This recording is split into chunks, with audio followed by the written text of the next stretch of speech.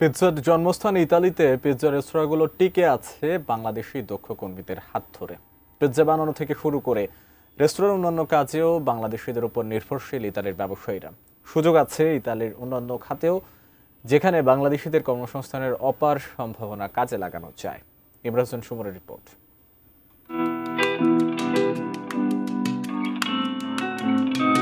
বিশ্বজুড়ে জনপ্রিয় খাবার পিৎজা, যার উৎপত্তি হয়েছিল ইতালির নেপলস শহরে। নেপলসের ফ্ল্যাট ব্রেড খাবারের উপর টমেটো, পনির ও অন্যান্য উপাদান যোগ করে পিৎজার আধুনিক রূপ দেওয়া হয়। এখনও ইতালির রেস্তোরাঁগুলোতে পিৎজা বানানো হয় কাঠ পুড়িয়ে, যার সঙ্গে যুক্ত হয়েছে আধুনিক সরঞ্জাম। এ কাজে এখন অনেক দক্ষতা অর্জন করেছেন প্রবাসী বাংলাদেশিরা। তাদেরই একজন অনিক রহমান জানালেন পৃথিবীর জনপ্রিয় এ খাবার বানানোর পেছনের গল্প। কৃতজ্ঞতা তার প্রধান শেফের প্রতি, যিনি ইতালির শীর্ষ শেফদের একজন।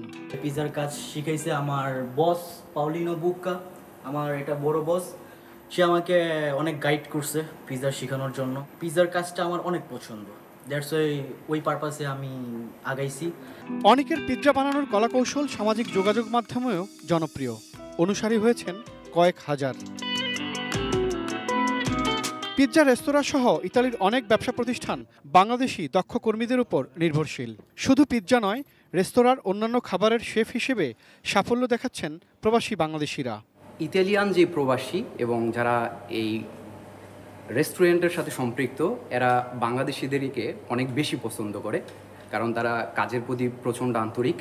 11 বছর যাবৎ আমি কিচেন সেক্টরে আছি। তো কিচেনে আছি, তো রান্নাবান্না মোটামুটি ইটালিয়ান যে খাবার আইটেম এগুলি মেনুতে যা আছে সবই মোটামুটি আলহামদুলিল্লাহ পারি। ইতালির মিলান শহরের একটি পিৎজা রেস্টুরেন্টের ব্যবসায়ী রুবেন্স মোত্তা জানালেন, বাংলাদেশি দক্ষ কর্মী না থাকলে তাদের অনেক কষ্ট হতো এ ব্যবসা টিকিয়ে রাখতে।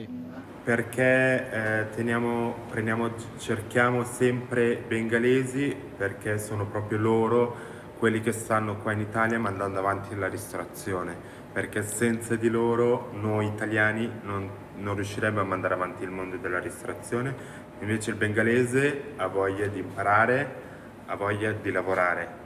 ইতালিতে বাংলাদেশিদের কর্মসংস্থানের জন্য যে সুযোগগুলো রয়েছে তা কাজে লাগাতে বাংলাদেশ সরকারের তরফ থেকে ইতালির সরকারের সঙ্গে নিয়মিত যোগাযোগ করে এটি আসলে দ্রুত গতিতে সম্পন্ন করার জন্য আহ্বান জানিয়েছেন ইতালিতে বসবাসরত প্রবাসীরা। তারা বলছেন, ইতালির এই কর্মসংস্থানের বাজার যাতে বাংলাদেশের হাতছাড়া না হয় সেদিকে নজর দিতে হবে দ্রুত সময়ের জন্য।